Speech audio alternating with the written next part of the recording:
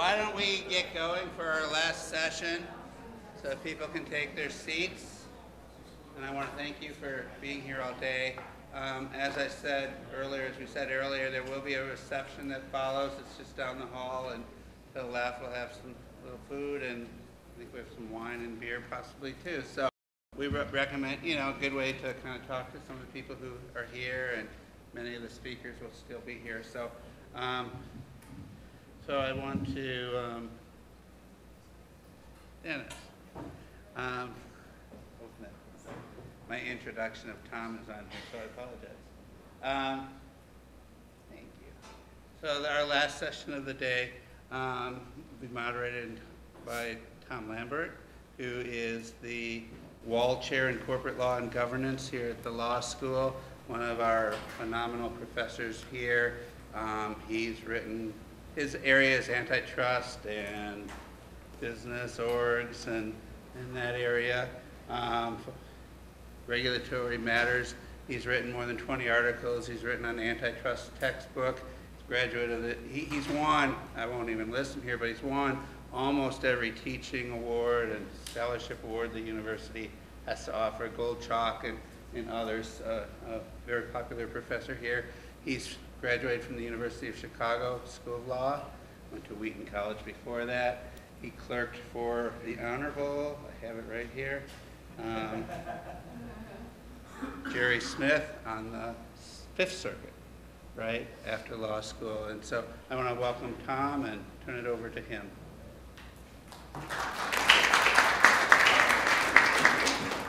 It's sort of odd to be introduced to make an introduction, but that's all I'm doing is introducing the speakers here.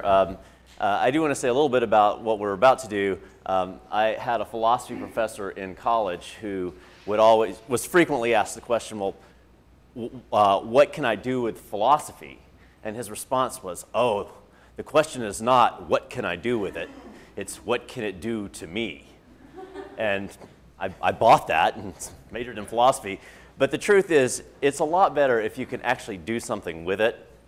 And this is the panel that we're finally at today. This is the panel where we talk about what can we do with it. We've been talking about all the major aspects of intellectual property, trademarks, copyright, patents, trade secrets finally came up. Now we're going to talk about how you take that and create value. And that's what the entrepreneur does. Entrepreneurs take risks and go out and create value. Some of that value goes into their pockets, but most of the value goes to society as a whole. So we are privileged to have with us a couple of folks who have had quite a bit of experience working with intellectual property and creating value from it in the entrepreneurial process. First, we're going to hear from Bill Turpin. Bill is the president and CEO of the Missouri Innovation Center. He's been here since last summer. He's a Missourian, grew up in Bowling Green and St. Charles, Missouri. Graduated from Mizzou in 1978 at the top of his class in electrical engineering, and then he went to Texas Instruments down in Austin, and while in Austin managed to get an executive MBA from the University of Texas. He then went out to Silicon Valley, where he was involved in starting a number of tech startups, and I think he's going to talk a little bit about that, so I had some notes on them, but I think he may tell you about them himself. Our second speaker is Kevin Sweeney, who is the chair of the Multidisciplinary Life Sciences Practice Group, and also a senior member of the Corporate Finance Group at Polsinelli Law Firm in Kansas City. He's a 1979 graduate of Notre Dame, and then a 1982 graduate of this law school. His particular emphasis is serving as an advisor to the top management of life sciences companies, and along the way he has advised, among others, Marion Labs, Biotechnica International, and AVAX Technologies. A highlight of his career, I think, was working with Sidney Brenner, who's the 2002 Nobel laureate in medicine. Kevin collaborated with Dr. Brenner in creating this Molecular Sciences Institute in Berkeley, California. When I was getting my information on these folks, of course I go immediately to Google, that's where we get all of our information these days. The first article that comes up on Kevin begins as follows, and I think this is going to be a treat for all of us. The first line is, Kevin Sweeney has a deep, pleasant voice that fills a room. Take So, so don't let us down. The article was about his involvement in opera, and it was a very interesting article in the Kansas City Business Journal. Read it later, not now. But we're looking forward to having your voice fill this room, Kevin.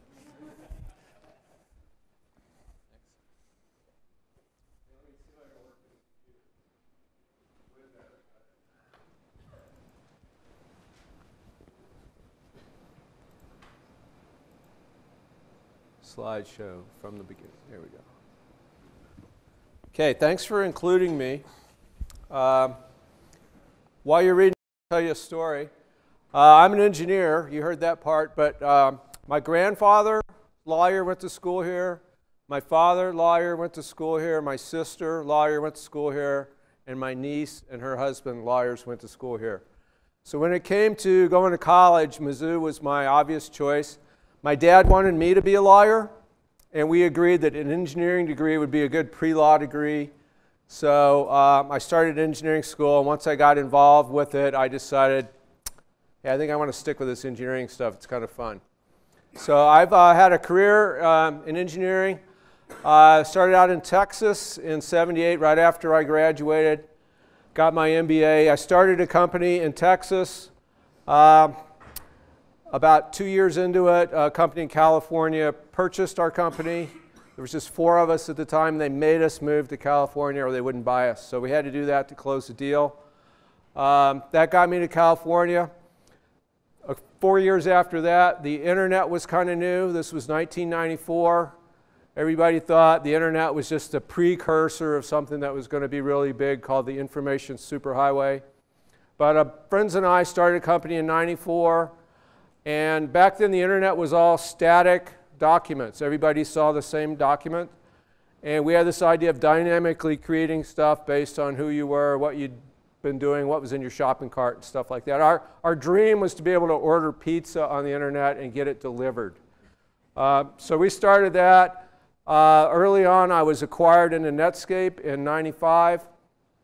And then, so I was there in August when we did our $3 billion IPO. That's a company that had started in May of 1994. Less than 18 months later was a $3 billion valuation company. It was the first of the big mega IPOs of tech companies that didn't really have any revenue going yet.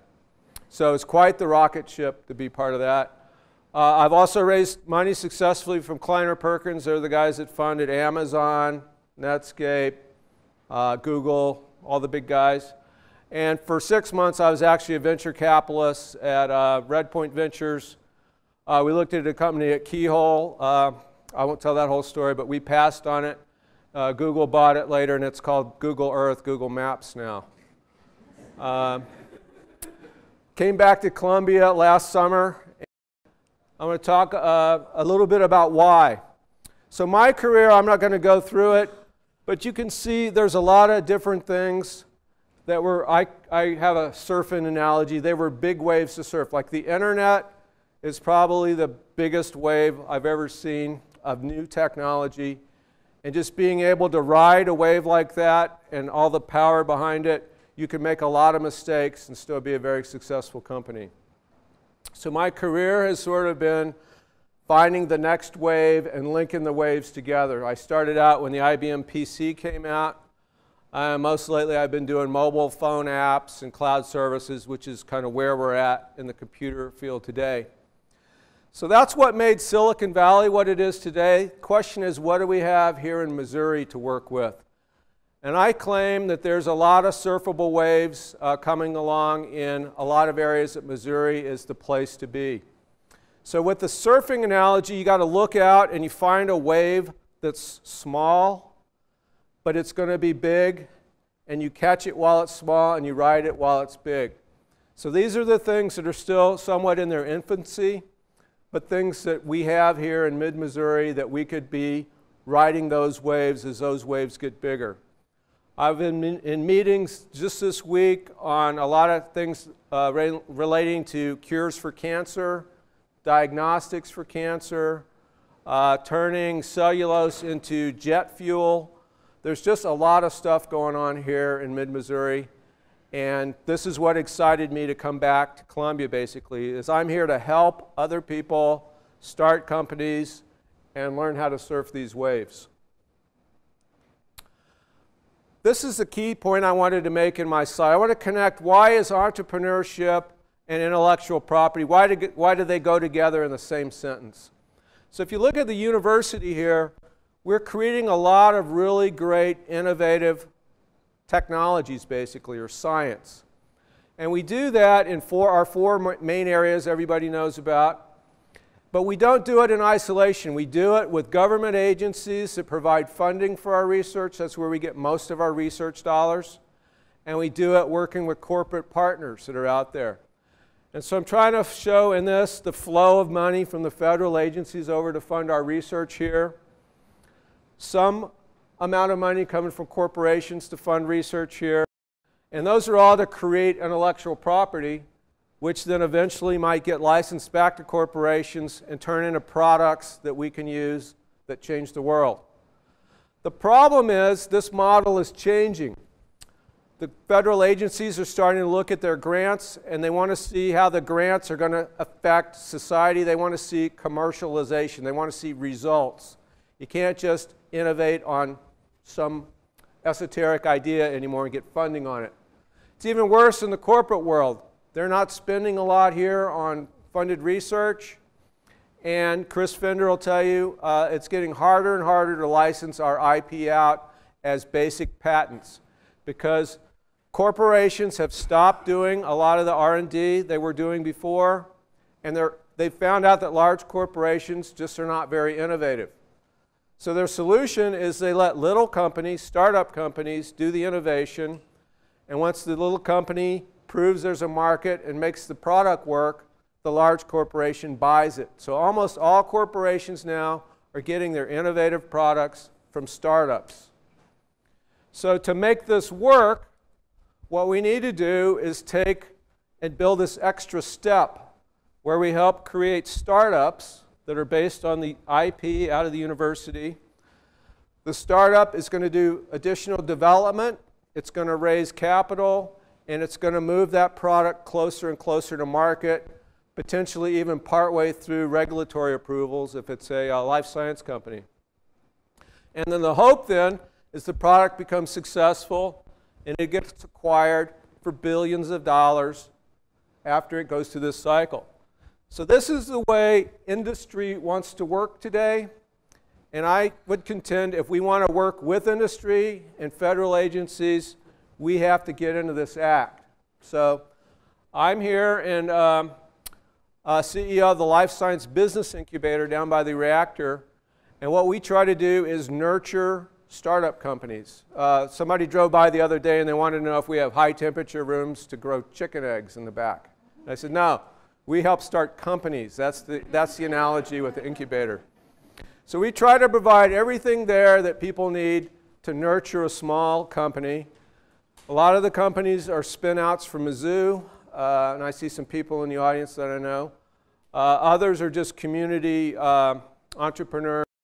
But we provide several things, including legal services. So I'm so happy to see the law school here create their Center for Entrepreneurism as another resource for these companies to use.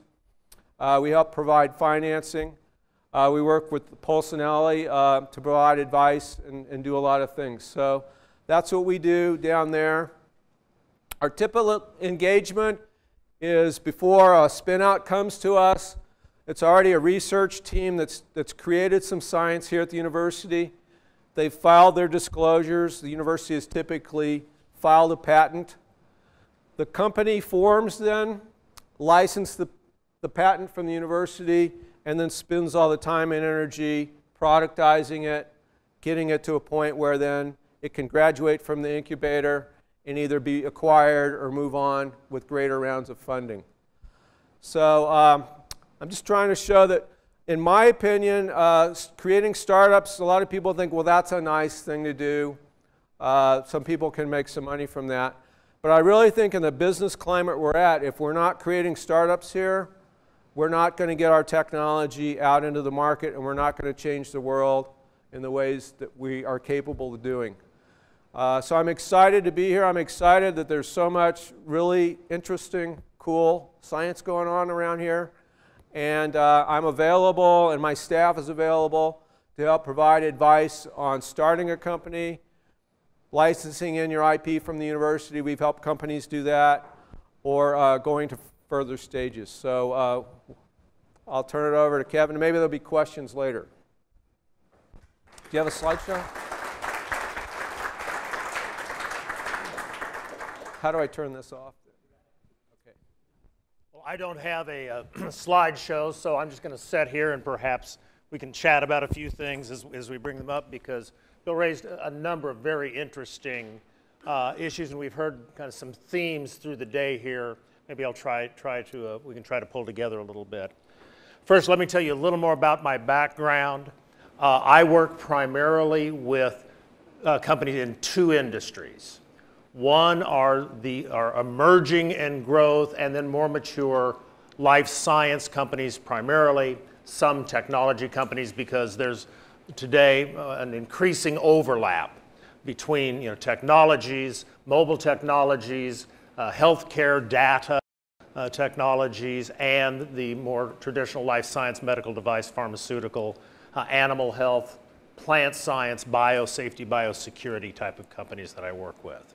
Those are the ones I'm going to focus on today, because those are knowledge-based companies, and they are entrepreneurial companies. Most of those companies started in the way that we're talking about here. They started with an idea, and whoever had the idea first said, how can I protect my idea before I start talking to people? That's usually the first touch, and that's often, and since we're talking about this in the university context here today, that usually happens, a scientist or an engineer over in one of the labs here on campus. Second thing they say is, and now I need money because I'm going to start doing things that aren't covered by my grant.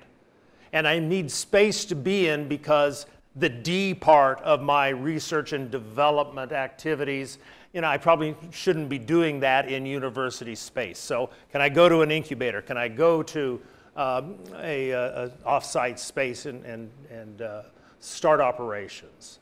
So that's where we get involved in touching the entrepreneurial part of this process, and I'll circle back to that in a minute.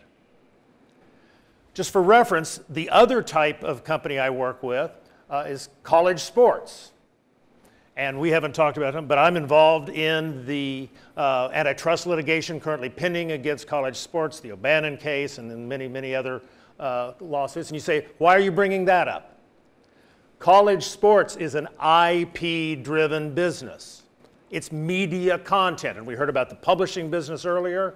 This is a business where we negotiate every day with ESPN, Fox Sports, NBC, starting now to move toward the Googles, the YouTubes.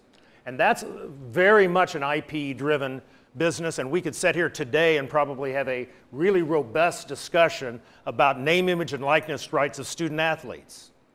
But it's not entrepreneurial. It's risky, but the capital is there for those sorts of business. So we talked about risk, and we talked about capital, and the need to de-risk those ventures to get that capital. So I won't talk about that anymore, but as a comparison, there are many things that are IP-based that are not necessarily entrepreneurial. One thing I think just like to point out is that intellectual property can have, you need to think about it very broadly and very flexibly. And we've heard today about copyrights and trademarks and trade secrets and patents.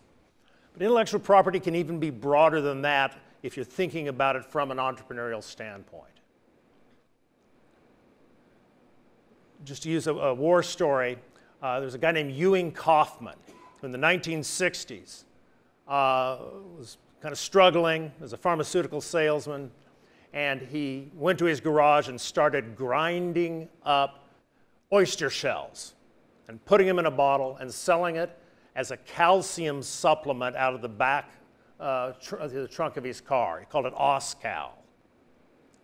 He went on and started to develop a marketing structure around that and brought in the most brilliant marketers. And then he started in-licensing other technology. Never did any research. There was no R in his R&D company. It was all D. And he hired the best people, and none of them were his employees. He called them associates, but they were all owners of the company. And the day in 1989 when we sold Marion Laboratories to Herx Marion Russell for over $2 billion, 25 of those people, from the president of the company down to secretaries, were made millionaires overnight. And he's written a book on entrepreneurism. He started a foundation in Kansas City, the Kauffman Foundation for Entrepreneurism. He's got a baseball team that he founded. He's got a performing arts center that was funded out of that fortune. So his intellectual property was not patent rights. It was license rights. There were certainly intellectual property elements of it, but his intellectual property was his people and the way he treated them and his business model. Now, that's a very non-traditional way, and maybe it wouldn't work today to start a major pharmaceutical company, but that's what he did. So think about it broadly.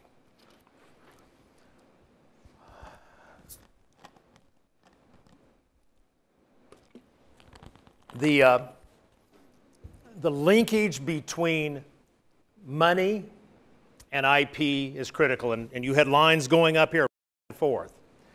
And the one thing I can tell you is, I don't care how great your idea is, without money, you're wasting your time.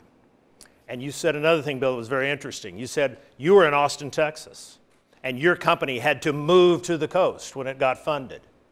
And that's an issue that all of us in flyover country, which is everything from Cambridge to Palo Alto, basically, have to deal with.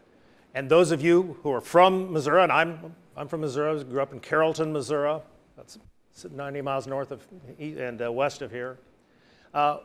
We want to have opportunities to live and work in the state. And if you're a scientist right now and you've got a great idea, I can tell you, if we don't get more money in here to fund these emerging and growth companies, they're all going to go to the coasts. And that's something we're working on, but that's another aspect of it. But when you're talking to the venture capitalists, they will want to see a logical plan. And you need to do the Stephen Covey thing. Start with the end in mind.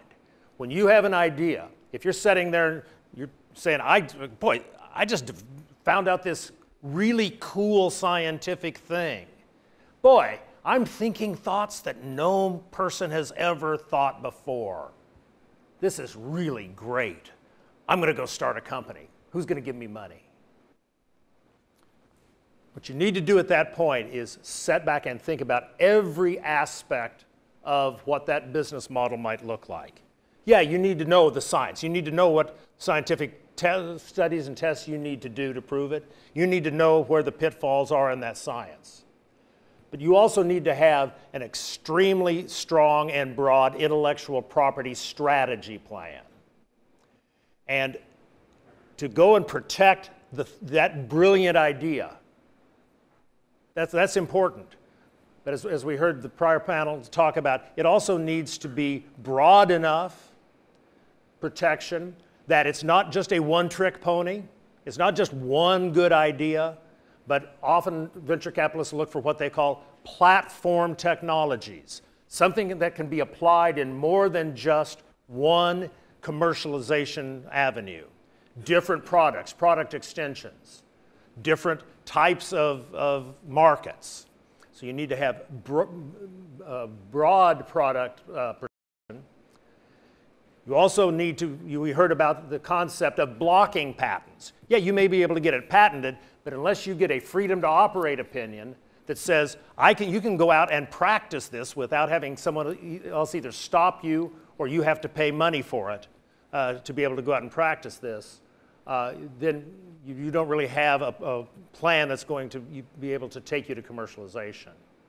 And finally, we heard about IP litigation, and you heard about challenges. And especially for an emerging and growth company, the idea of people putting money in to fund IP litigation. I don't know, Bill, I've never seen that. So you've got to think through all of those elements. And before you get so in love with your science that you've committed to go down that path no matter what, you better have thought out the entire strategy. We heard Erica talk about the FDA strategy and the regulatory strategy and how they interact. You need to have thought out, how am I going to manufacture this? If it's a medical device, for example. Am I going to build plants? Or am I not going to take this to market at all? Am I going to go out and license this to a third party, a strategic partner? What's your exit strategy? How are you going to monetize this at the end of the day? Are you going to run a business and hire a bunch of people and make money and pay it out as dividends? If so, what's your do you have a rational tax structure for that? Are you going to license it and just take licensing fees? Are you going to sell the company? Are you going to take it public? What is that strategy? Because the day you walk in and make your first pitch, the people on the other side of the table are going to want to know that. And if you don't have that and don't have that in place, then you're not going to be credible.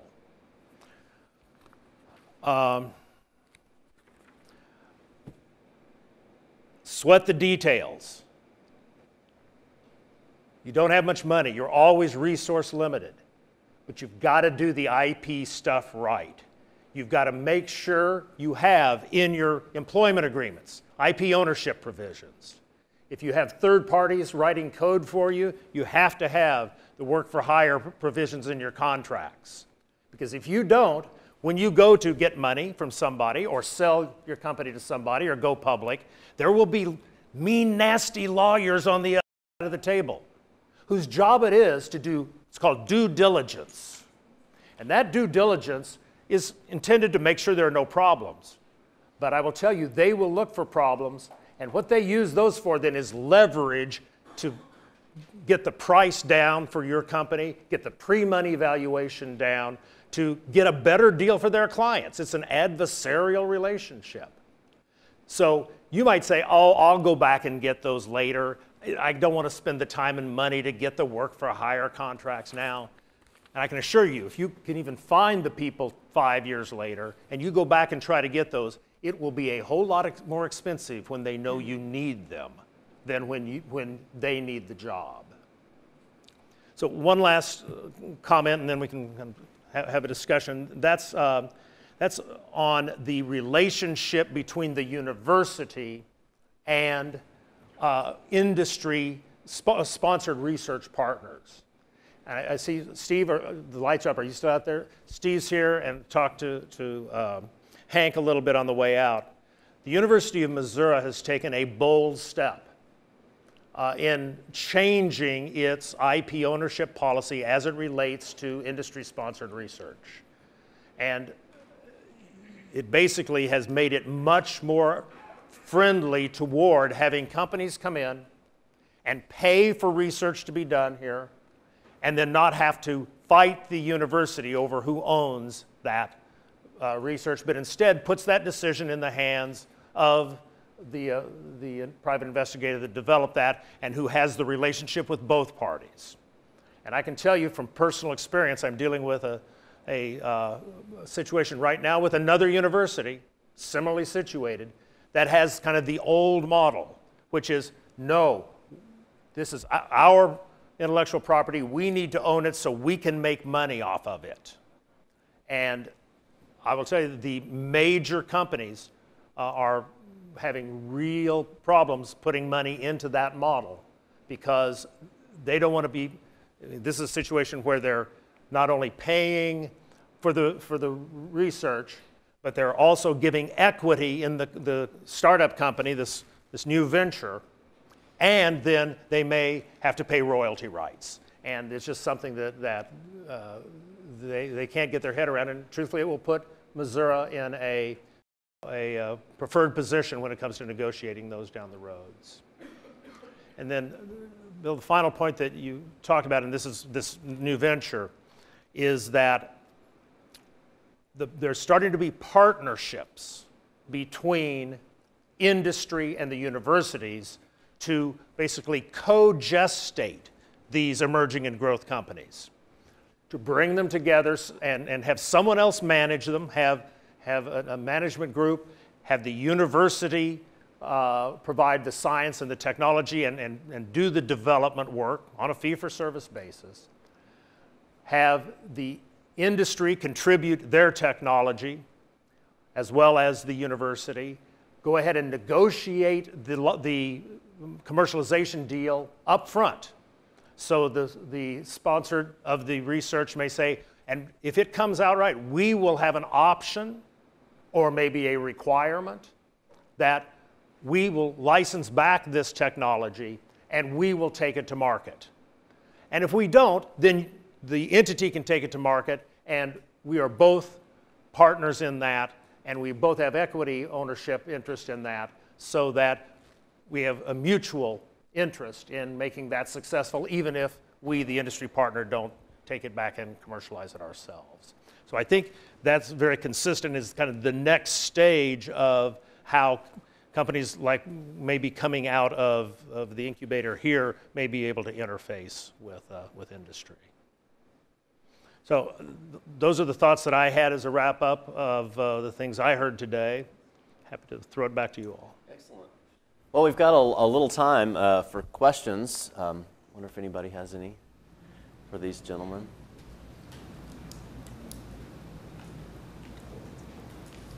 If not, I have one for Bill. Oh, Mr. Howisen has one. Yeah, so when dealing with like an incubator, like the Missouri Innovation Center, when a scientist or whoever comes and says, I have a good idea, who makes the decision, like, you know, this is viable, we'll fund it, like, how does that whole process work? We don't accept just everybody, so we have sort of an intake process, and we look at a variety of factors, like what is the technology, is it patented, those sort of things. We look to see if it's an area that we can actually provide any help in, because we have limited capabilities. But we make a judgment. The companies in our life science wing actually have to pay rent for their places, so they've had to have some success getting SBIR grants or capital or something to get in and be able to pay the rent as well. Although our beginning rent is as small as $300 a month for a cubicle.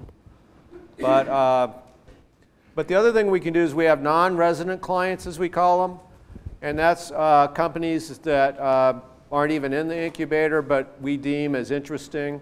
So we'll spend some amount of time helping them put a business plan together, put a pitch deck together, and see if we can help them raise money so that then they could move in.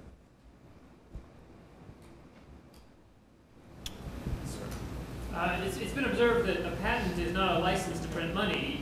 You always have to have a business model. In your experience, though, is having a patent essential in deciding, or a suite of patents, essential to deciding to take on a project to fund it? Or is it sufficient in some cases to have first mover advantage or maybe other forms of IP or what have you? I think it varies on a case-by-case industry basis. A lot of software tech companies that I've been at, patents have not been a real issue. If you Facebook, I guess, has some patents, but they were able to buy anybody they needed to later in the game to get their intellectual property cleaned up. But I think as you get into major pharmaceuticals, major sustainable energy kind of things where a larger investment is required, that's where the IP rights get significantly more important.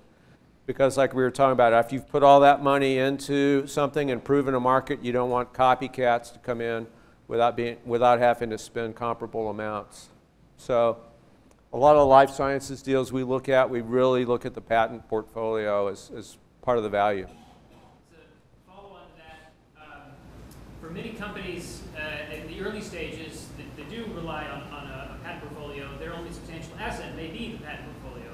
So is there a sense when deciding whether it's a fund, a venture or not, that, well, if this doesn't work out, at least we can sell the patents? Is that something that you consider, the possibility of revenue on the back end that way, or is that not so important? Let's both answer that one. You go first.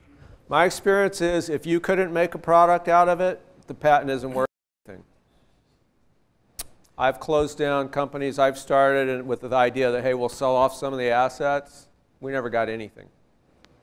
So I think it depends on the type of technology and why you failed. If you couldn't get something through an FDA process, then no one else is probably going to be able to get it through the FDA process.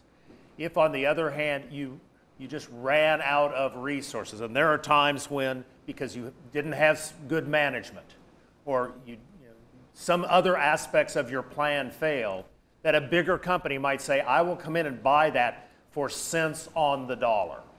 And when you do the capitalization of a company like this, usually it has a preferred stock layer that has a preferential payout, a return of capital. Today, usually at 1 times what was put in. In the past, it's been 1.5, 2, 3 times a multiple. But they get that money back first before anybody else gets money. So it's likely that any dollars that come out of that cents on the dollar sale of that IP portfolio is going to go to pay back that preference. So and that makes it really hard to recruit executives, because their options are common stock options, usually, or common interest options. And they don't get anything until the preferred return has been paid in full. And so to get them to come in, especially if you're in a kind of a rocky situation, it's really hard to do that using that logic, which is a good logic. Yeah, we can go sell the assets. It usually doesn't play out that way. I want to piggyback on something he just said. We got a room full of lawyers here. The way you structure these early stage investments, there's different flavors of stock, there's different flavors of debt, and you got to get that right from the beginning. I've seen a lot of deals where angel investors come in, they invest, they think they're in good shape. The Series A investors, the big professional VC firms, come in, and they like to squash the angels out of the deal if there's any chance at all. So I would encourage people here that want to work with entrepreneurs and early stage companies. There's a lot to learn about that, and I don't know if we have specific courses here, or we could do another seminar on that or something. But that's an area where I think the flyover states need to get better and educate more people so that when they're starting up companies, they do it properly from a transaction kind of point of view, as well as protect their intellectual property, because the two are interrelated, just as he said. Bill, when the big VC firm comes in, how does the university protect its interests? It's foster the technology to a point where it's valuable or attractive to a coastal VC firm. How are you going to keep the company here in Missouri? That's an area I'm striving to work on. It helps if we have capital here, so we don't have to go outside of the state, so I agree with that point of view. And we are amassing more capital in St. Louis and Kansas City, and I'm even working on some in Columbia. It's creating the relationships here where people have relationships with a university or a law firm or whatever, where they don't want to leave. So there's things we're working on, but those take time to develop. And you put a big cash out in front of the founders, my case included, you're going to move to cash out if that's what it takes. So we need to figure out a way where the entrepreneurs can be successful and achieve that same sort of result without having to leave. And so going off that, as far as the university's commitment, financial investment into technology, is there some sort of limit, like the university's not going to put more than $500,000 into a technology or something, or is it very case by case? It's case by case. Almost the equity deals, almost everybody is on the same side of the table when you're selling a company. The common stock owners, the university if they own equity, and everybody gets diluted pro rata. Anti-dilution is really hard to get in deals. So the university is in it with the founders if they've got equity, and I like equity deals because it gets us all aligned on the value of the company and not other extraneous things. So traditionally, when you've had a spin out, the university has done a license deal in exchange for, and usually it's several different components, but there's an equity component that they get back for the license. So they aren't actually writing a check to put into the company. They've already spent the money internally developing the technology. Yeah, I was going to say traditionally. Today that model is changing, and we're seeing co-investments. We're seeing, and the Missouri Technology Corporation is a tool that we have here in the state to put state money in, and the goal there is to grow the job base and grow high quality, high tax paying jobs. And that's one way that some state resources can be brought to bear. I just want to point out Jonathan's one of our incubator clients. He's a university spin out from the College of Engineering. They've raised $2-3 million at this point, maybe $5. So they're one of our big success stories here, and he's a great resource to talk to you about how it can work when it works well. And we're real proud of them, Elemental Enzymes, several other companies that have gone through this successfully here recently.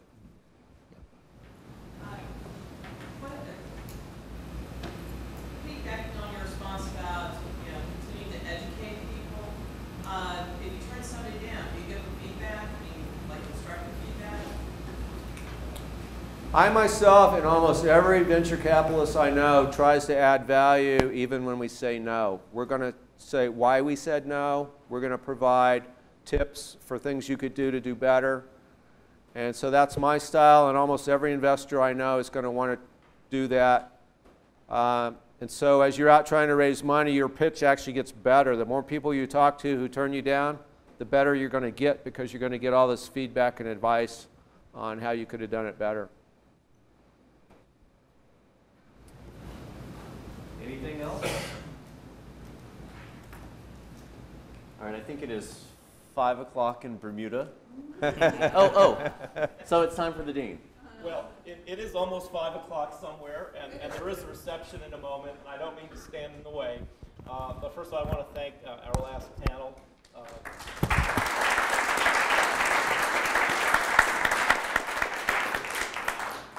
think Tom, Bill, and Kevin really summed up why we call our new center the Center for Intellectual Property and Entrepreneurship, and building that connection between the two. It's a very critical point, and I appreciate you building on that point. I also want to thank everyone who came today. Chancellor here, vice chancellors, I know there are faculty, students, staff, and others who are here, as well as alumni and lawyers who might want free CLE. You're of course most welcome as well. I want to thank you for coming. I hope we'll have many more events like this in the years to come. And please do enjoy the reception, which is in the Fireplace Lounge. If you don't know where that is, there should be a sign right outside the door leading you there. Thanks very much.